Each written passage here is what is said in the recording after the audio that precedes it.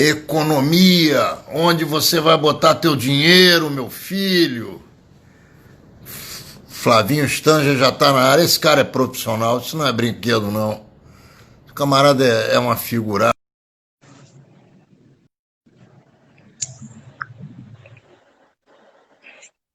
Iossi, boa noite. Fala, Flavinho. Fala, Rony, tudo bem? Pô, que alegria te ver, meu irmão. E aí, como é que estão as coisas? Se cuidando? Com, com frio. Velho sente frio. Porra, eu aqui, para você ter uma ideia, estou de ar-condicionado ligado, é o dia inteiro. Eu sou calorento, pacas. Tá tudo bem com você? Tudo bem, Família tá graças a tranquila? Deus. Tudo bem, tudo Tá, vamos bem. deixar o pessoal ir entrando aí. Mais um minutinho a gente começa a conversar. Hoje eu fiz uma live, rapaz, com Mamãe Falei. Foi muito interessante. Hoje, ao meio-dia. Política de São Paulo, Dória, Bolsonaro, enfim. Chega um pouquinho mais para trás para não Você congelar. comentou. É. Bom, eu acho que já tem aí um número bacana de gente. Vamos começar a conversar. Olha, de 30 dias para cá, que foi mais ou menos quando a gente teve a nossa primeira conversa por aqui, mudou muita coisa. Nós estamos falando da Bolsa a 62, 63 mil pontos. Hoje fechou a quase 94. Conta pra gente o que está acontecendo, meu irmão. Vamos lá, na realidade, não mudou muita coisa. Isso é que é interessante. Mudaram os preços, mas o cenário é muito parecido. Eu fui olhar. Você tá com algum aparelho aí do A teu, bolsa do estava na teu lado? faixa de Tá 77, congelando a tua 78 mil imagem. pontos. Oi? Você pode repetir? Quando a gente conversou a última vez, foi no dia 7 de maio. A bolsa estava na faixa de 76. Não, eu vou fazer o seguinte: deixa eu tirar o Wi-Fi, de repente melhora. Peraí. Melhorou? Vai melhorar. Vai melhorar. Melhorou? Então vamos lá. Tirei o Agora, Wi-Fi aqui, que de repente pode estar. melhorou 1 milhão%. Então tá bom. O Wi-Fi aqui é meia boca. O Wi-Fi também está de greve Vamos lá. aí, isolamento. Então vamos lá. Quando a gente conversou no dia 7 de maio, a bolsa estava na faixa de 78, 77 mil pontos. E o dólar estava na faixa de 5,87, 5,88. O que mudou? Hoje a gente está com o dólar na faixa de 5,12 e a bolsa 94. A bolsa americana já tinha subido bem, subiu mais um pouco. Então, se a gente parar para olhar, o que mudou? Lá fora, a bolsa americana continua subindo e as bolsas mundiais subindo. Basicamente, esse é um movimento internacional. Você tem hoje mais de 20 trilhões de dólares rodando com taxa de juros negativa. As pessoas têm que procurar tomar risco. Então, o que está acontecendo no Brasil é o que a gente já vê lá fora. Taxa de juros zero, negativo. O sujeito não tem o que fazer com dinheiro. Há 4 anos atrás, você... acho que a bolsa não vai subir. Você ancorava teu dinheiro comprando um título do Banco do Brasil que te rendia 14, 15% ao ano. Acabou.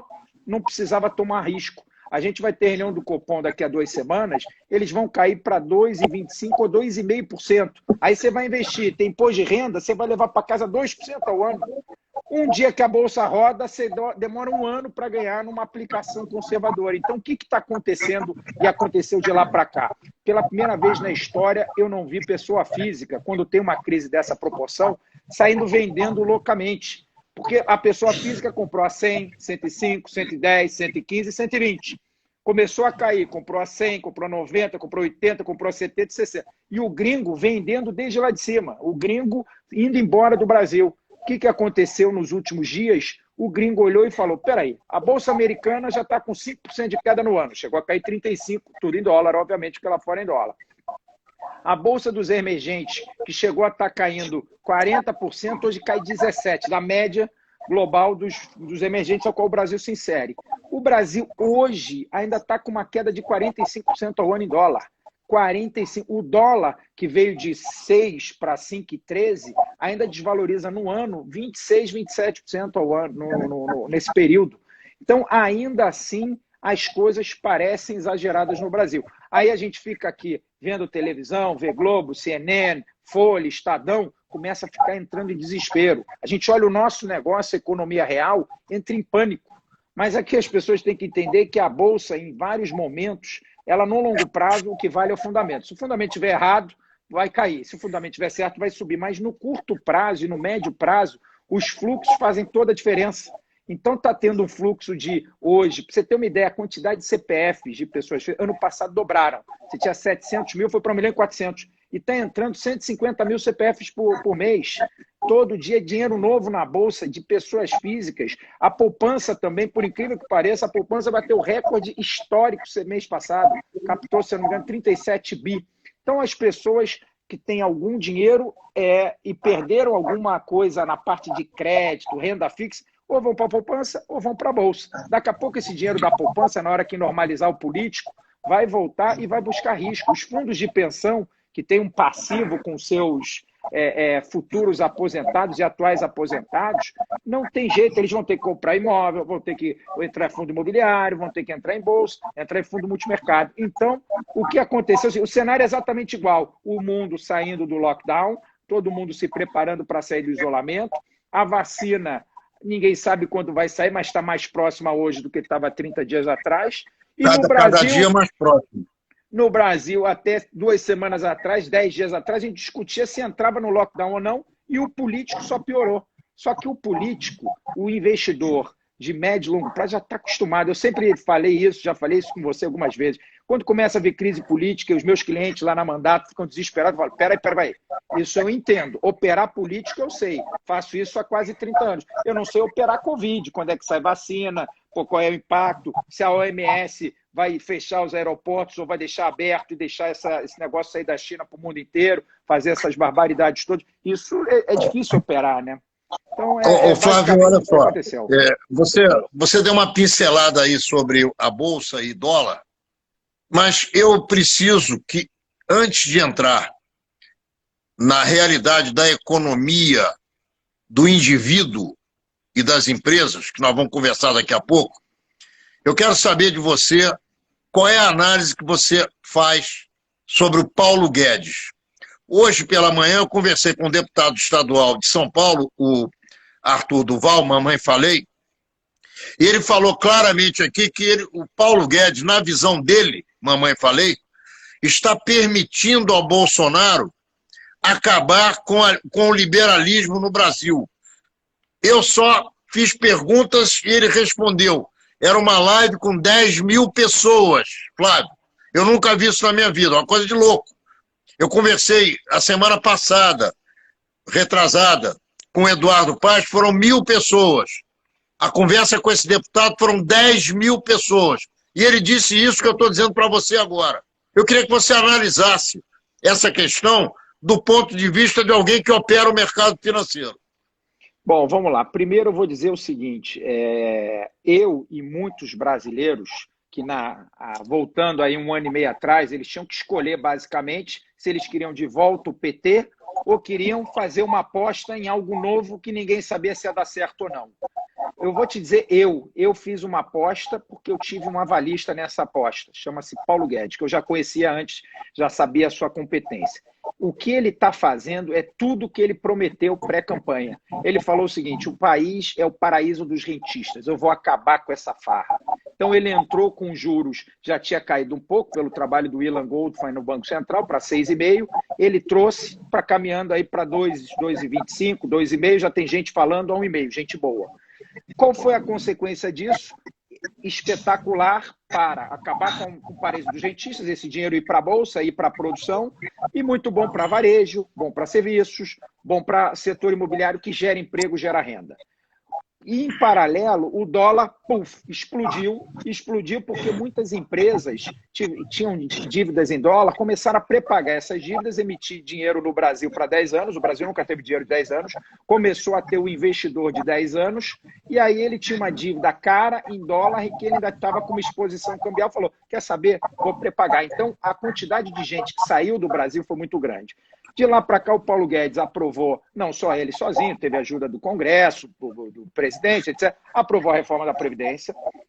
Esse ano a gente estava caminhando para aprovar reforma tributária. Eu nunca fui muito achar que ia ser algo ambicioso, mas ia ser algo razoável, e alguma reforma administrativa. Com isso, o Brasil, ano que vem, era investment grade. Voltaríamos para o patamar que a gente estava há 10 anos atrás, que era o patamar para poder todos os países do mundo investir. Aí veio a Covid, veio crise política, destruiu tudo. Mas eu ainda acredito piamente na plataforma do Paulo Guedes. Como eu já falei na última live, e eu acho que o mercado sancionou que eu estava correto, acho que o Banco Central errou. O Banco Central não devia ter deixado a moeda desvalorizar 45%, 50%. Que, imagina, dentro do mês de maio, a moeda desvalorizou 10%, e no final do mês apreciou de volta outros 10%. Como é que você faz um planejamento? Banco Central com mais de 350 bi de reserva, mais 60 bi de linha do Banco Central, estamos falando de quase 400 bilhões de dólares. Era um Qual é a consequência dessa desvalorização da moeda nacional para a economia e para o bolso do cidadão brasileiro? Bom, para o bolso, primeira coisa, o Paulo Guedes conseguiu o que queria. Ninguém vai para a Disney, né? Nós vamos ter que viajar aqui para a Serra, para as praias do Nordeste, etc. Porque, por mais que o Brasil comece a dar certo, esse dólar... Vai ver que ele se associou ao Xi Jinping. Ninguém vai para lugar nenhum. Então, o que acontece? Eu acho que, de alguma forma, a política dele era dólar desvalorizado por um único motivo. A indústria brasileira foi destroçada durante 30 anos. Não tem mais industrial no Brasil. Pô, quem aqui, um pouco, você é mais velho do que eu, mas da minha geração, nós andava na Avenida Brasil, andava na Washington Luiz. Pô, a quantidade de fábrica dos dois lá está tudo fechado. Não tem mais industrial no Brasil, porque sem industrial no Brasil você trabalhou desde o governo Fernando Henrique com um câmbio muito apreciado muito tempo, com uma taxa de juros altíssima. O Paulo Guedes usou do câmbio e da taxa de juros para motivar os industriais a voltarem a investir nesse país. Agora, precisa ter uma reforma tributária, porque definitivamente não dá para a gente pagar mais de 35% do produto interno bruto de imposto. Isso aí nenhum lugar do mundo tem. A gente vai precisar fazer isso em algum momento, vai ter que otimizar, está no Congresso. Então, respondendo à tua pergunta, hoje o maior avalista e a crise política... Você pode olhar a coisa com um copo meio cheio, meio vazio, né? Eu tento olhar, às vezes, meio cheio. Sempre sou um otimista nato. Veio a crise política, caiu o Moro. Numa sexta-feira que você vai lembrar, um pouquinho antes da nossa última live. Eu falei assim, acabou o mundo. Puta, vamos ver o que vai acontecer no fim de semana. Chegou na segunda, 8 horas da manhã, estava Tereza Cristina, Tarcísio e Paulo Guedes, os 3 ministros, na minha avaliação, mais importantes para o mercado financeiro, na porta daquela grade, com o Bolsonaro e já falando sobre o que seria do governo sem o Moro, plataforma econômica. Ali foi o começo da mudança, porque nessa brincadeira toda, e a gente viu naquela reunião que vazou do Ministério, quem era o homem mais forte? Não era Mourão, que é o vice, não era Augusto Heleno, que é o braço direito, Paulo Guedes. Quando ele falava, todo mundo ficava calado, todo mundo tinha um respeito. Então, o Paulo Guedes, hoje, ele é o fiador desse governo. Então, ele errou no câmbio, errou, mas... não vai acertar em tudo. Eu acho que já corrigiu um pedaço do erro. Deixa eu te fazer, eu queria que você chegasse um palmo para trás. Beleza, para trás, assim. Porque senão congela a tua imagem. Se você ficar muito perto, congela. Está me ouvindo bem? Estou ouvindo bem. Tá. Então, você acredita, pelo que o mercado pré-fixa, e, ao contrário de qualquer outra circunstância, ele coloca preço anteriormente de todos os setores, porque compreende crises com mais facilidade. Você acredita que essa subida da Bolsa se deve à possibilidade que o mercado está sentindo, o tal do cheirinho de que as coisas na política entraram nos eixos? Ou podem vir a entrar nos eixos? Eu acho que não. Eu acho que não. Eu acho que o mercado antecipa sempre, sim. Vamos olhar aqui o que aconteceu, e aí a minha crítica ao OMS, intitulada ao Dr. Tedros, diretor-geral do OMS. Nós, do mercado, já no mês de fevereiro, as bolsas começaram a cair loucamente, e ele deixou... Primeiro, durante muitas semanas, ele falou isso é uma epidemia, ele tinha a chance de fechar os aeroportos da China, não ficou esperando os protocolos. O mercado não espera protocolo nenhum, ele está vendo que a coisa vai degringolar, vai espalhar no Irã, na Itália, na França, no Brasil, nos Estados Unidos. Começou a vender tudo como se não houvesse amanhã. Então, as bolsas já tinham caído 40% quando ele falou, agora vamos botar em estado de emergência, agora vamos fechar aeroporto. Então, se as pessoas em determinados momentos, até que não são do ramo, olhassem o que o mercado financeiro está dizendo, não estou dizendo que o mercado sabe tudo, mas às vezes ele é um indicador antecedente importante. Nos Estados Unidos, que 52% dos americanos têm bolsa na sua carteira pessoal, na hora que a bolsa começa a cair, não aconteceu nada. A Macy's continua lá, a Amazon, mas pode ter certeza, o mercado, as pessoas vão se sentir mais pobres e vão consumir menos, e aí você vai ter menos investimento na economia. Nesse caso, aí vamos pegar essa melhora, respondendo a tua pergunta, o que acontece é que ninguém está enxergando muita melhora no político, não. É um movimento de tsunami lá fora de busca de taxas. Vamos pegar aqui Brasil. O real a 5,56. Tem muito espaço para desvalorizar? Acho que não. Acho que o Banco Central agora aprendeu, vai começar a vender reserva. Aí vamos olhar a taxa de juros de 10 anos brasileira. 7,5% ao ano. A gente fica olhando a taxa Selic, que vai para 2,25, esquece que a taxa de 10 anos é 7,5%. Sabe qual é a taxa de 10 anos americana? 0,70%. O cara investe aqui numa moeda que já está desvalorizada 25%, 30%, para ganhar 7,5%. Em 10 anos, ele ganha, se a moeda ficar parada, ele vai tomar dinheiro a 0,70 para aplicar 7,5%. Ele vai ganhar 6,80 sem tomar risco, a não ser de moeda ou risco de fronteira, que o dinheiro veio para o Brasil, amanhã vem Não, sem botar o dinheiro dele. Sem botar o dinheiro dele. Sem botar, tá Sem botando botar o dinheiro dinheiro dele. dele. Ele assume um risco que não é risco. Exatamente. Então, eu acho que esse movimento que teve agora, o político melhorou um pouquinho, o Bolsonaro está mais leve, o próprio Celso de Mello, que fez uma declaração que eu critiquei muito semana passada em comparar, não é nosso tema aqui, não tem que comparar nada de década de 30 com agora, de nazismo, assim como o Von Traub, como o próximo Bolsonaro, Ernesto Araújo. Eu fui um crítico, ninguém brinca com esse negócio de nazismo, por nós judeus sabemos o que é. Então, até ele recuou, até ele falou que não vou pegar aqui o telefone do presidente. Então, está todo mundo baixando a temperatura. O Brasil é assim, quando a gente acha que a corda vai roer, todos os políticos dão um passinho para trás e começam a refletir, a pensar. Então, o político melhorou, mas o que está acontecendo é, a Goldman Sachs, há 2 semanas atrás, falou, Brasil está de graça, vamos investir em Brasil. O Credit Suisse estava com o Brasil, que a gente chama underweight, ele estava com o Brasil abaixo da média do seu portfólio. Geralmente, o que ele faz? Vai para neutro e depois overweight. Ele já pulou 2 notas e foi direto para a compra em Brasil, 87 mil pontos. O UBS falando que os bancos brasileiros estão de graça. Então, entrou um fluxo muito grande para a Bolsa e eu acho que não foi ainda pela melhora política. É justamente porque lá fora as bolsas subiram, os mercados emergentes deram uma porrada muito grande nos últimos 30 dias e o Brasil ficou para trás. O Brasil ainda cai 45% em dólar. Olha aqui, hoje o empresário brasileiro está com medo de morrer de coronavírus e está obrigado a se manter fora dos seus negócios. Qual é a tua avaliação, tirando a Bolsa e deixando de lado o Paulo Guedes e deixando de lado também as questões ligadas aos investimentos? Qual é a tua visão da economia brasileira em relação aos homens de negócios empreendedores? O que você acha que vai acontecer aqui? Vamos lá, eu vou discordar um pouco de você, porque eu acho que o homem de negócio continua fazendo negócio, ele está no DNA dele.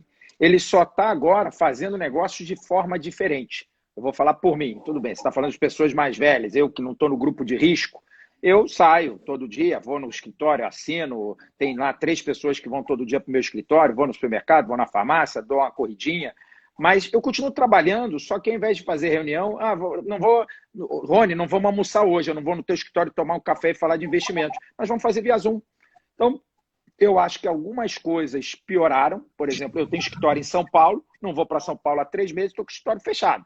Então, a prospecção de novos negócios, falando do meu negócio, está mais lenta. Porém, as coisas continuam, os investimentos continuam, as carteiras rodaram maravilhosamente bem aí nos últimos 60, 90 dias nossos. Os empresários vão pegar setor de construção civil. Não parou. Eu tive esse fim de semana com um amigo meu, Isaac Elrep, tem uma construtora grande chamada Mosaic, e as obras dele, ele está falando, continua. Tem 2 no Leblon, tem não sei o que. Continua, você conversa com os grandes construtores, Shalom, Alberto Silva, Valaciano, Moisés, está todo mundo bombando, tá bombando de trabalho, né? Todo mundo trabalhando, porque tem prazo, se não entregar a obra no prazo, vai tomar multa, vai ter problema de contrato, etc. Só não estão vendendo. Agora, tem gente que está vendendo por e-commerce. A Cirela vai fazer um primeiro lançamento 100% digital. Não sei se está dando certo ou não. Então, as pessoas estão aprendendo como trabalhar de novo. Tá Mas, bom. vamos falar, só para terminar, Via Varejo. Você está colocando Varejo. muito bem, um minutinho, você está colocando muito bem a questão das indústrias que nós conhecemos como prósperas, a indústria da construção civil. E o comércio? Comércio, desculpe o meu francês aqui, está full, para não dizer o restante. Agora. Então, tá? você vê que não são só as pessoas do grupo de risco, não. Não, Até mas porque vamos lá. a Menorá está saindo. O grupo de risco aqui está tirando a Menorá. Pô, a Menorá tem muito tempo, tu não vai tirar isso de circulação, isso é teu filho. Mas olha só, o comércio, vamos lá, você tem um comércio de rua ou de shopping, esse está fechado, e esse eu me preocupo, porque eles vão reabrir, no dia que reabrir, e já estão reabrindo em alguns locais, você vê, no Rio Grande do Sul, Florianópolis não tem nenhuma morte, se eu não me engano, há 30 dias, Rio Grande do Sul quase que não pegou a Covid, lá na região sul a coisa foi mais ou menos bem equacionada, o cara vai ter o mesmo custo fixo que ele tinha, e a receita vai ser quanto? 30%, 40%, 60%? Às vezes, ficar fechado é mais negócio do que você abrir e rodar mais ainda no negativo. Segundo ponto, você tem que se reinventar. E-commerce está cheio de gente. Vamos pegar a Via Varejo, que é uma empresa que eu tenho amigo meu que é conselheiros, e amigos que é conselheiro, o Michel Klein, não é conhecido, mas é um cara da colônia aí que pilota lá, que recomprou a empresa, fez o turnaround, fez uma mudança lá de gestão. O que eles estão fazendo? É foco no e-commerce. Então, eles estão vendendo... Posso interromper um segundo? Pode. O Daniel Schwarzwald, que foi presidente, inclusive, do Lies, ele está dizendo aqui o seguinte, que as ações brasileiras não continuam baratas em dólar. Você vê risco futuro de queda grande quando os indicadores econômicos forem divulgados? Já foram divulgados, vieram péssimos, mas menos pior do que o mercado precificava. Então, vamos pegar a China, voltando aqui. A China está clássica, é um crescimento que a gente chama clássico de crescimento em V. Ela caiu e subiu na mesma velocidade. Eu acho que o restante do mundo não. Ele caiu muito forte e vai subir, mas como a gente chama de U, um pouquinho mais flexível. Então, as ações brasileiras em dólar, respondendo essa pergunta do Dani, que é meu irmão e é atual vice-presidente da Maccabi, estão baratas em dólar, sim. Porque, o que eu falei, as bolsas de mercados emergentes caem 17 no ano, a brasileira cai 43. Então, eu não vejo o Brasil com os fundamentos piores ou tão piores do que os demais emergentes para estar tão para trás. E a gente tem um advento novo. Lá são países que, mesmo sendo emergentes, já têm taxas de juros mais baixas ou mais estáveis há muitos anos. Aqui, a gente olha para o lado, olha só, meus clientes, muitos compraram bolsa, alguns a gente começou a comprar mal, começando a comprar 90 mil, a gente já achava que estava ficando barato, mas foi caindo, a gente reforçou muito entre 65 e 75 mil pontos. Agora está 94. O pessoal já recuperou tudo, já está até com preço médio interessante. Vamos vender? Não vendi um centavo. Sabe por quê? O que eu vou fazer com o dinheiro? Eu vou vender e querer comprar bolsa amanhã a 100. Então, definitivamente, está mudando a cultura. As pessoas estão entendendo o seguinte, eu vou comprar uma boa empresa, ou vou comprar um fundo que tem boas empresas, eu vou receber um dividendo dessa empresa de 7, 8, 10% ao ano e a taxa de juros é 2%. Esse aqui é o ponto. Vale a pena você investir em boas empresas. Eu acho que mais do que nunca. E uma coisa só para concluir, as grandes empresas... Depois você volta para o comércio. Isso. As grandes empresas, elas estão se beneficiando dessa crise, porque eles têm capital de giro. Ano passado, a quantidade de IPOs que foram feitos, que foram emissões de ações, fundos imobiliários. Fundo imobiliário, ele tem que investir em imóvel, não tem jeito. Ele captou. Você pega um amigo meu, que é o sócio do BTG, Michel Wurma, ele é o responsável por toda a área de fundos imobiliários e real estate do BTG. Ele captou 1 bi. Ele não adianta pegar esse dinheiro e botar no CDI, botar na bolsa, ele é obrigado a comprar prédios comerciais, comprar terrenos, não tem jeito. Então, vai entrando dinheiro no Brasil e daqui a pouco as coisas começam a voltar. A gente precisa ter o político um pouco melhor. Por exemplo, a temperatura baixou, mas tem que baixar mais ainda. A gente tem que começar a falar. Paulo Guedes tem que voltar com a pauta, aproveitar que o Centrão concorde ou não, é certo ou não. Como o Centrão vai ficar alinhado com o Bolsonaro, seja lá pelos motivos fisiológicos dele, eu não estou preocupado com isso. Eu estou preocupado em aprovar a reforma. Estou preocupado em gerar emprego, que o Brasil cresça. Então, vamos voltar para o varejo. As pessoas... Mas antes disso, um minutinho. O Geraldo Pitac está perguntando, na tua opinião, para onde vai o dólar? Se eu falar, ele vai gravar e depois ele vai me cobrar. Então, dólar, eu não me atrevo a dizer para onde ele vai. O que eu vou dizer não vou dizer preço, eu vou dizer tendência. Você acha que o dólar vai para onde o Paulo Guedes quiser nesse momento, é isso? Sempre foi. E aí você não está dentro da cabeça dele? Olha só, eu demorei para ter a leitura desse... É isso, eu demorei para ter uma leitura para onde o Paulo Guedes e o Roberto Campos queriam o dólar. O dólar estava... Você já entendeu o porquê? Você já entendeu o porquê? Já então é bom você explicar isso. Explica isso. Vou explicar. O nome disso é política industrial. Como é que a Coreia, há 40 anos atrás, se tornou um tigre asiático? 2 motivos. Câmbio muito desvalorizado, investimento forte em tecnologia e educação. Brasil não investe em tecnologia, não investe em educação. Isso aí esquece, acho que vai demorar alguns anos. Então, só sobrou o câmbio. Então, Paulo Guedes, vamos lembrar que o câmbio, em janeiro, a Bolsa subiu de 10%, não me lembro quanto, e o câmbio saiu de 4 para 4,40 por causa do gogó do Paulo Guedes. Porque ele falava que queria o câmbio desvalorizado e que empurrava o câmbio para cima, forçava, caía os juros para forçar as empresas a mandarem dinheiro para fora. Depois de até 4,60 foi culpa nossa. De 4,60 para 6 foi culpa da Covid. Sendo que de 5,30 para 6, aí foi inapetência do Banco Central, que eu acho que devia ter vendido mais reserva, até porque fiscalmente ia ser muito bom. Então, eu acho que o Paulo Guedes não quer de jeito nenhum esse câmbio voltando para 4,50. Fundamentalmente, o preço do petróleo, que foi 15 dólares, está 40. Se você olhar macroeconomicamente, o preço do dólar está aí para a faixa de 4,70 hoje em dia, 4,60, alguma coisa por aí. Mas eu acho que o Banco Central não quer esse câmbio lá embaixo. Então, essa é a minha visão. Qual é a motivação, além de dar sustentação às exportações, de manter o câmbio alto? Perdão, manter o dólar a um preço alto? Vamos lá. Pela primeira vez... Ou melhor, desvalorizar o real. Desvalorizar. Olha só, a gente viu 2 vezes na história recente o câmbio explodir e não ter impacto na inflação. Se olhar nos últimos 30 anos, qual era o problema do câmbio? O câmbio explodia, a inflação subia, o governo subia os juros, a dívida aumentava, se tornava impagável, a economia desacelerava e nós entrávamos naquele ciclo vicioso. Em 2008, o que aconteceu? O mercado tinha esse vício. O câmbio estilingou com a crise do Lehman Brothers, né, com a crise das hipotecas americanas, e, num primeiro momento, o mercado de juros subiu pra caceta. Vem cá, por acaso tem algum Madoff aí no Rio de Janeiro, na comunidade judaica do Rio, não? Não, graças a Deus não. Você me lembrou desse... Graças a Deus, espero que não, porra. Que nem na comunidade judaica, nem na comunidade muçulmana, nem evangélica, não chega de Madoff nas nossas vidas. Então vamos lá. Vamos lá. Lá o que aconteceu é que, no primeiro momento, o mercado precificou que ia subir os juros para infinito, como sempre acontecia. Passou 1, 2, 3 dias, uma semana, todo mundo falou, mas peraí, o petróleo veio de 120 dólares para 30, o impacto na inflação é negativo. Por que ele vai subir os juros? Aí o Banco Central derrubou os juros.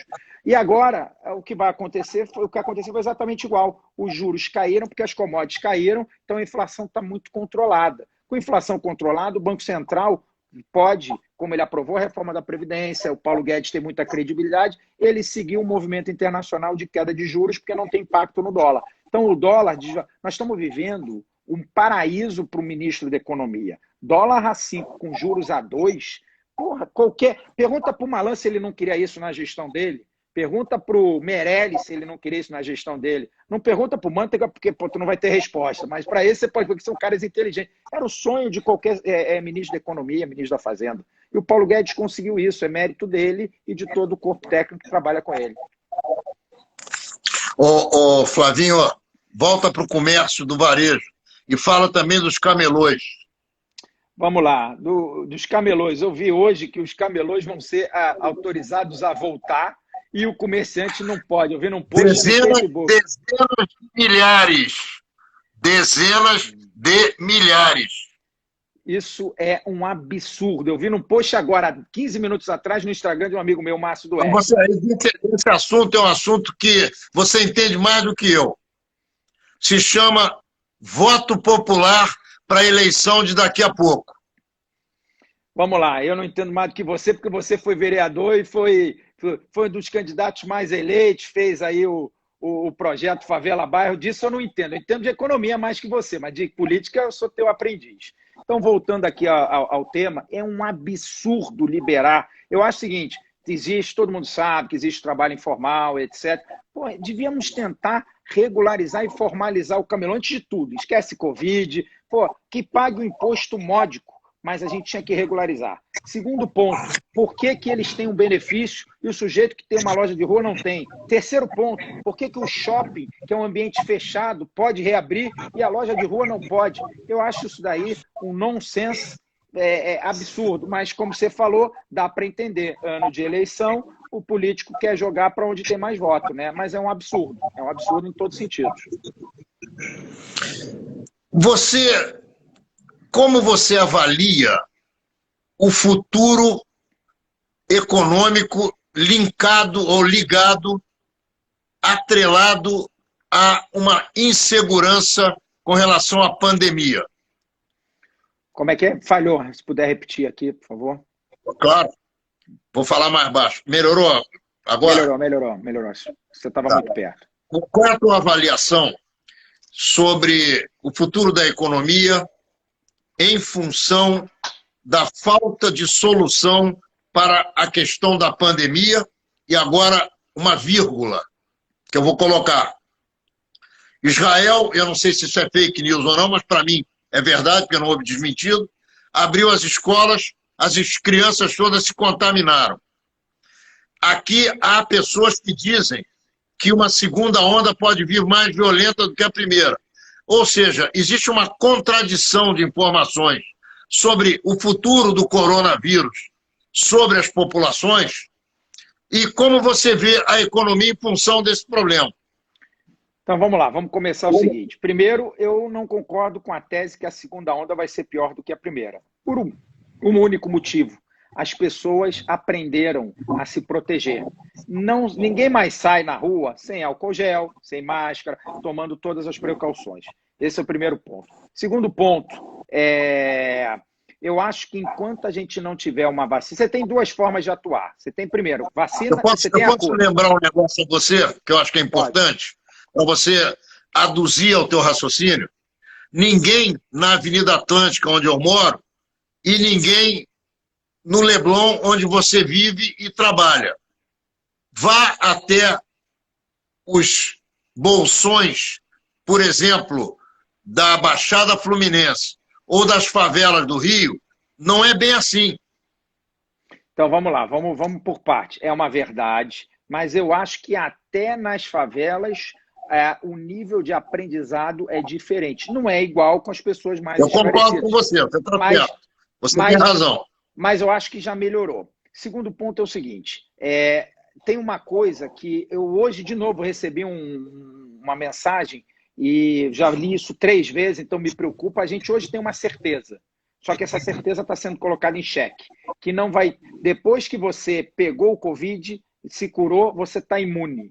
Se isso for uma verdade, e daqui a pouco 10%, 20%, 30% da população, você já dá algum nível de conforto para que esse que está imune volte a ter vida normal, seja como empresário... Então, olha só, um dado que é importante para a tua análise, que eu conheço em função do Guilherme Peck, com quem eu converso todo dia sobre coronavírus, ele me falou que aqui nós estávamos sendo infectados, cada pessoa infectando 3. Já caiu para 1,8. E se isso cair a 1,3, o que vai acontecer provavelmente na semana que vem, as coisas melhoram muito. É verdade. No Brasil, a gente acho que já saiu do pico, as coisas estão voltando à normalidade. Eu acho que as pessoas, os governantes, já entenderam que por eles não terem feito um isolamento... Eu teria feito igual o Bibi, tá? Eu não teria feito igual o Bolsonaro, nem Mandetta, nem Witzel, nem Dória. Para mim era radical. Porra, fecha tudo, porque já que é para ter um estrago na economia, vão fazer direito, mas investindo pesado em respirador e UTI. Aí, infelizmente, fizeram isolamento meia-boca e fizeram um investimento que metade foi para o bolso de alguns governantes. Então, foi tudo errado, não tínhamos uma estratégia. Mas isso já é passado, acho que as pessoas já estão voltando para a normalidade. Então, o que vai acontecer? Enquanto a gente não tiver uma cura, uma vacina, e a gente corre o risco de nunca ter, eu acho que vai ter, tá? Não, vai ter. Vai ter, Vai porque ter. AIDS não tem. AIDS não tem. Tem aí quanto tempo tem AIDS e ninguém conseguiu criar uma vacina? Olha só. Eu acho que isso é um vírus, é diferente, etc. Tudo que eu leio, todas as outras gripes, na média, em 11 a meses. origem da AIDS é uma origem um pouco distinta Sim, dessa que nós estamos vivendo aqui agora. sim, eu acho que vai ter, até porque o H1N1, influenza, SARS, na média, demorou 11 meses para a gente ter uma vacina. Vamos pegar, essa brincadeira começou em dezembro na China. Então, se a gente mantiver a média, pode ser um pouco menos, um pouco mais, não sei qual é a dificuldade, não é meu ramo, provavelmente a gente vai ter em outubro uma vacina. Já tem muito teste, o mundo inteiro está testando, o mundo inteiro está fazendo. Na hora que você tiver e for comprovado, as pessoas vão voltar para a normalidade, sim. Talvez com estilos diferentes, comprando mais e-commerce, saindo menos de casa, usando mais iFood, etc. A coisa começa a voltar para a normalidade. Enquanto não tiver, as economias vão rodar 60%, 70%, 80% da capacidade e os bancos centrais enfiando dinheiro a rodo, dinheiro que não acaba. Pô, você pega hoje de manhã, todo mundo esperava que a presidente do Banco Central Europeu ia botar mais 500 bilhões de dólares, botou 600, já botou 350, a Alemanha mais 140, o Banco Central Americano mais 3 tri. É dinheiro que não acaba. O Brasil mais R$1 trilhão, e o Paulo Guedes já falou, se precisar eu boto mais dinheiro na economia e a dívida vai aumentar 10% do produto interno bruto. É um negócio maluco. Então, a gente vai anestesiando o paciente até a gente voltar para a normalidade. Então, respondendo a tua pergunta, enquanto não tiver a vacina e ou uma cura, porque se você tiver uma cura, você souber o seguinte, pô, peguei, pô, legal, vai ser, não sei se é hidrocloroquina, o que vai vir? Hidroxicloroquina. Isso. Eu não sei de onde vai vir, o que vai vir, mas eu acho que quando vier, também vai dar um alívio, principalmente para o pessoal do grupo de risco. Enquanto estiver lá, Bom, nós vamos ter que viver agora chegou. Acaba. Não, vamos ter Acaba que de falar. viver. Não, enquanto não chegar, eu acho que nós vamos viver com um nível de segurança maior. Vamos pegar aqui avião. Pô, imagina, companhia aérea, você tem lá 3 cadeiras de um lado, 3 do outro. Vai ter que tirar metade. Quando você tirou as do meio, você vai ter que aumentar a passagem 50%. Então, você pode ter alguma inflação. Restaurante, o sujeito tem 30 mesas, vai ter que ter 15. Então, algumas atividades vão sofrer por longo prazo. Outras estão até se beneficiando. O setor de proteínas no Brasil, setor de mineração, minério de ferro, ontem bateu all-time high desde quando começou essa brincadeira de Covid, porque a China voltou, o mundo está voltando a consumir. Então, assim, como tudo na vida, você tem que ser inteligente na hora que você vai investir, já que a gente está falando de investimento, investir nos fundos que comprem as empresas que vão se beneficiar num momento como esse e vender as que não vão se beneficiar. Muito bem, agora chegou a hora do lobo mau, da vovozinha e do chapeuzinho vermelho. Quais os conselhos que você dá para quem precisa conhecer o que fazer com o próprio dinheiro? Vamos lá. Primeira coisa, contrate um profissional. Não vou aqui vender meu peixe, mas eu acho que sozinho... Não, mas você está aqui para vender o teu peixe. Não, você tem todo o direito de vender o teu peixe, porque o teu peixe é bom. Eu também acho. Peixe não fede, meu filho. Eu também acho. Acho que o peixe é bom e eu acho que ele é comprovadamente mais eficiente do que você tentar fazer sozinho. Quando a bolsa está em alta, todo mundo acha que é gênio. O cara vai pegar o dinheiro dele, vai comprar uma ação e pode ter dado a sorte, a estrela, que a ação subiu 100% e a bolsa subiu 50% e botou no tamanho errado. Aí veio uma crise, e a gente vê em crises periódicos, ele vê que está fazendo errado. Então, primeiro, contrate um profissional para fazer isso. Aí vamos lá. Você tem 3 tipos de profissional. Um minutinho só. Eu quero que você comente também, em seguida ao que você vai terminar, se a Torá está certa quando diz, através de vários exemplos, que você não deve colocar todos os ovos no mesmo saco. Então, vamos lá. Primeiro, a Torá está sempre certa. Nesse caso e em todos. É o manual de vida de todos nós. Então, te respondendo que sim, tem que diversificar. E Maimônides, inclusive, dizia qual eram as 3 atividades que você devia diversificar, ele até especifica. Quem conhece um pouquinho a história do Rambam Maimonides, sabe disso, Rambam.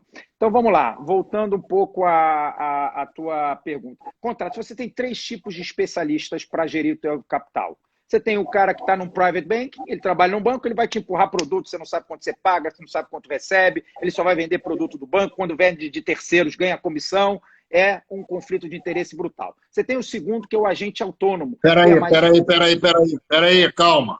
O que você está dizendo, vamos traduzir a tua conversa para quem entende menos. O que você está dizendo é que quando o teu gerente do banco te oferece produto, você tem que tomar cuidado. Você tem que tomar cuidado, porque ele está ganhando muita comissão, você não sabe quanto ele está ganhando. Ele não está te empurrando, ele está empurrando o produto, porque ele sabe que você não entende que você vai comprar. Então, muito cuidado com o teu gerente de banco. Se você é de gerente de agência ou de um private banking, você é um cara um pouco maior, mais sofisticado. Você tem o segundo modelo que está muito em voga, muito na moda, que são os agentes autônomos. São caras mais preparados, mais sofisticados, mas eles... Primeiro, eles não têm autorização para serem gestores, eles são vendedores de produto. Ele tem que te ligar e falar, Rony, quer comprar o fundo imobiliário tal? Ele compra. Aí o que ele faz? Ele te vende o fundo, ganha 2%, aí compra outro, ele fica gerando a tua carteira e ele não pode gerir. Como você não entende, você deveria imaginar que ele está gerindo, ele não está gerindo. Ele vai te aconselhando e te empurrando e você não sabe de novo quanto você paga. Ele ganha comissão e tudo. E você tem um modelo que é o meu, da Mandato Family Office, que é o modelo que ele é o melhor para o cliente, porque todos os benefícios eu dou para o cliente. O cliente sabe quanto ele paga para mim, sabe quanto eu recebo. Quando eu invisto em fundo, eu como alocador tenho a comissão, eu dou 100% para o cliente. Eu tenho a plataforma aberta, eu vou comprar produtos de todos os bancos, aqui lá fora, eu vou entender o perfil do cliente. Então, no final, o cliente acha que está me pagando 100, ele me paga só 20%, 30%, dependendo do nível da carteira, porque ele recebe todos os benefícios de volta, coisa que o sujeito que é o gerente do banco ou agente autônomo fica tudo para ele cobra 2 vezes. E ainda dou um serviço, eu tenho 2 advogadas, só para concluir, 2 advogadas que vão cuidar de planejamento sucessório, tributário, monta empresa lá fora, tem segundo casamento, contrato pré-nupcial, monta um fundo, desmonta imobiliário, que ainda fazem todo esse serviço a custo 0. Olha só, tem 2 questões que são interessantes e que eu apliquei na minha vida profissional e sempre, graças ao bom Deus, fui muito bem sucedido. A minha empresa de cobrança era uma das maiores empresas de cobrança do Rio de Janeiro, há 40 anos atrás, não é para hoje, mas eu tinha 2 circunstâncias que eu não abria mão. A primeira, malandro é o honesto. É a primeira. A segunda, o que é que os outros estão fazendo de errado para que eu possa fazer certo? Sempre olhei todos os meus concorrentes para ver o que eles faziam que não prestava, que a clientela reclamava, para fazer exatamente o contrário e beneficiar o cliente. O que você acaba de me dizer me parece que é mais ou menos isso. É mais ou menos não, é isso. O que eu faço é o melhor para o investidor. Eu até brinco o seguinte, tem outras empresas que são minhas concorrentes, são de amigos meus, a gente almoça junto, troca ideia, tem mercado para todo mundo. Quando ele está na dúvida, eu falo, você pode até não escolher a Mandato, mas escolha uma empresa como a Mandato, porque essa é o melhor para você, está alinhado com os seus interesses.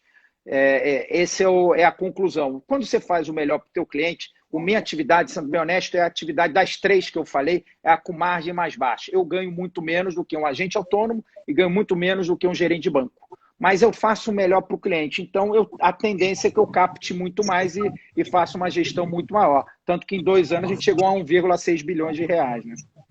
Muito bem. Então, vamos falar um pouquinho agora, antes de nós irmos para a última parte, sobre o empobrecimento da sociedade brasileira em geral, que já vinha acontecendo a partir da presidente Dilma Rousseff, que foi colocada onde ela merecia estar, fora do poder, e continua agora com o coronavírus aprofundado. Você vê recuperação individual para o ser humano brasileiro, na média?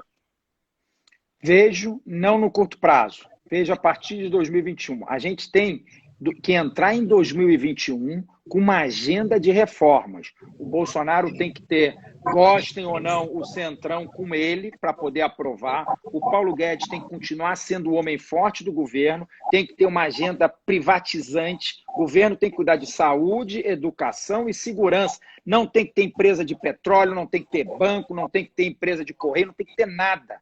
O governo tem que fazer aquilo que é o seu mandato. Se a gente seguir essa atuada, a economia volta. Ano passado a gente gerou 600, 700 mil empregos, perdemos tudo esse ano, vamos perder ainda mais. Ano que vem a gente começa a retomar, se tiver, porque os juros vão ficar baixos muito tempo. A gente tem só um advento que é o que mais me preocupa no segundo semestre, que é a eleição americana. Então o Trump em janeiro estava 100% eleito, hoje ele está 100% não eleito. E ele vai ter que, a economia já está começando a voltar, até novembro dá tempo de recuperar, mas ele pode entrar numa linha de choque com Xi Jinping, o primeiro-ministro chinês. E isso virá de novo uma segunda guerra comercial. Se isso acontecer, o Brasil ele é refém dos mercados internacionais. Agora, se isso não acontecer e a gente vier com uma agenda de reforma, a gente volta para os trilhos no último trimestre desse ano, vamos ter um Natal já muito bom, começa a gerar emprego, a economia começa a voltar, porque taxa de juros baixos é muito importante, é muito bom para a economia. Ô, Flávio, eu tenho aqui que registrar um abraço que te manda o Sérgio Sender, te otimizando corretamente o que as pessoas estão vendo e adjetivando com toda a precisão. Você fala claro, objetivo, entende do que está dizendo e para ele e para mim, você também é um gênio naquilo que você faz. Continua, por favor. Pô, obrigado pelas palavras. O Sérgio Sender ele fala isso porque ele leva o meu dinheiro quase que todo dia nesse jogo que a gente tem eletrônico aí de pokerzinho, que a gente tem a mesa de amigos. O gênio é ele. Mas ele pega depois o dinheiro e investe comigo, então tá bom, né? Leva o meu dinheiro, é o meu próprio dinheiro sendo reinvestido. Então esse é grande amigo. Mas então, voltando aqui, eu assim, tentando olhar até para a gente já estar perto aí do final. Você tem uma tecla aí? Você tem uma tecla aí? Você tem teclado aí? Tem. Então, enquanto eu vou falando para as pessoas aqui, mais uma bobagem ou outra, escreve o nome da tua empresa e o telefone para quem quiser ir conversar contigo. Faz essa gentileza para mim. É rápido, é 30 segundinhos. Minha gente, para isso que a gente está aqui, para ajudar as pessoas a entenderem como as coisas importantes funcionam. E nós temos capacidade, por sermos um povo de 6 mil anos praticamente, que temos experiência de muita paulada que a gente já tomou na vida, de tudo que é lado.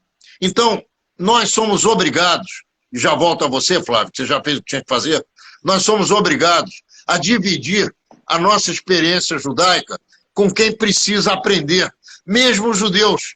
Muito judeu não sabe, e muito não judeu pensa que o judeu não conta para quem não é judeu. Então está provado aqui que isso é conversa fiada. Flavinho, com você, a palavra para você encerrar essa live que foi muito legal. E só para você saber, nós temos hoje 2,5 vezes mais gente do que na outra. Pô, tá bom. Então, valeu a pena aí fazer um bate-papo com um pouquinho mais sofisticado. Acho que à medida que a gente vai falando, eu tento não ser repetitivo e não falar o que eu falei na última para não se tornar repetitivo. Mas, só para concluir, o que, como investidor, eu acho que as pessoas têm que olhar nos próximos 6 meses? A questão política brasileira, você não tem que olhar nos próximos 6 meses, você tem que olhar nos próximos 6 anos. Não tem jeito. Brasil, eu não me preocupo, não tira meu sono político. O que tira o meu sono é o que eu não entendo, o que eu não metrifico, o que eu não precifico, que é questões de ordem de saúde sanitária, essa questão do Covid. Então nós temos que olhar eleição americana, então esse é o grande drive, e vacina. Imagina se hoje a gente desliga essa live e o Trump anuncia, ou o Xi Jinping, quem quer que seja, que tem uma vacina comprovada, que já testaram em 10 seres humanos com 100% de assertividade. É festa. Amanhã abre tudo, mesmo ainda com chance de contaminar, etc. Estou exagerando aqui, é uma festa. Então a gente tem que tomar cuidado, os pessimistas de plantão, que em algum momento eu acho que a gente vai ter uma vacina comprovada e que vai levar a gente para um patamar melhor. E pensando no Brasil, que eu falei na última live... Legal, você agora virou rubro-negro? Largou Nunca. aquela coisa horrorosa. Pô, isso daí é o Falando em seguinte. patamar, tem que falar de Flamengo, rapaz. Isso é papo de Bruno Henrique. Mas aí o Bruno, eu tenho que falar outro patamar, né? Outro, tem que falar errado, né? Bom, Bruno Henrique, diz passagem, é o melhor jogador do Brasil na atualidade. Melhor que Neymar, com todo o respeito. Concordo com você. Quiçá do mundo. Porque ele vai brigar com o Imabé lá. Mas então, voltando aqui, de novo, na última eu queria passar uma mensagem de otimismo. Acho que o otimismo começou a chegar. Eu queria pedir para você fazer. Então, eu acho que para você fazer, para você deixar uma mensagem do teu coração, do teu sentimento em relação a quem ficou no Brasil, porque muita gente foi embora, principalmente da nossa comunidade, gente que não tinha condição de aguentar o tranco, e eu peço a você realmente que passe uma mensagem do teu coração, do teu sentimento. Primeiro é o seguinte, o Dani colocou aqui, o Fred vai te pegar. Então, o otimismo, eu como tricolor, já estou otimista com o meu time. Vai pegar quem? A você? Ele vai pegar você. Ele gosta de ficar tomando birita em botequim. Pô, a mim não vai pegar, não. Se ele tomar birita e fizer gol, pô, o Romário sair com todas as mulheres do Rio de Janeiro, fazia gol, Renato Gaúcho. Não estou preocupado com isso. Ele entrou na fritadeira e fritou demais. Já era. Mas vamos lá. Então, vamos lá. Eu acho o seguinte, eu acho que as pessoas têm que manter um otimismo. Os bancos centrais estão fazendo tudo dentro mais do que o mais otimista podia imaginar. Os governos estão emitindo papel como nunca, estão jogando dinheiro de helicóptero. Você pega o governo japonês, governo americano, o próprio brasileiro. A gente está botando mais de 10 vezes o que a gente botou na rua na crise de 2008. A crise de 2008 foi mais severa que essa, não tinha luz no fim do túnel. Essa tem luz no fim do túnel, vai acabar porque em algum momento alguém vai achar essa vacina. Então, é só manter a paciência, não fazer besteira com dinheiro, não sair alavancando nos mercados, não operar sozinho, busque um profissional, seja com conflito, sem conflito, que seja family office, seja um agente, qualquer profissional, porque já vai ser melhor do que fazer sozinho. E eu acho que a gente está no caminho certo. Enquanto a gente só tem que monitorar no Brasil a força do Paulo Guedes. Enquanto o Paulo Guedes estiver forte, estiver firme, dá para continuar apostando no Brasil. O dia que ele, como diz o presidente, fraquejar, eu vou fraquejar junto. Meu otimismo vai todo embora. Meu querido irmão, um beijo para você. Cuida da tua família, cuida dos teus empregados, cuida dos teus clientes, cuida do teu negócio, e as portas aqui da nossa casa estão sempre abertas através do Instagram e através da portaria do prédio também. Um beijo. Obrigado. Beijo, Rony. Obrigado pela oportunidade e sempre estou à tua disposição. Você é um amigo que a vida me deu, era amigo do meu pai é articulista da Menorá, você sabe o carinho que eu tenho, eu sou muito nessas coisas emotivo e sou muito transparente, né? Então, você sabe o carinho e o respeito que eu tenho por você, por toda a tua atividade política e comunitária. Escreve de novo o telefone da Mandato aqui embaixo, por favor. Espera aí.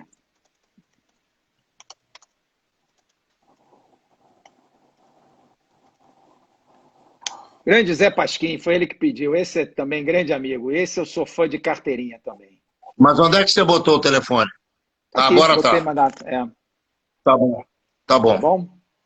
Querido, um beijo. Vai com Deus. Beijo. Obrigadão, Rony. Até a próxima. Tchau, querido. Tchau. Obrigado.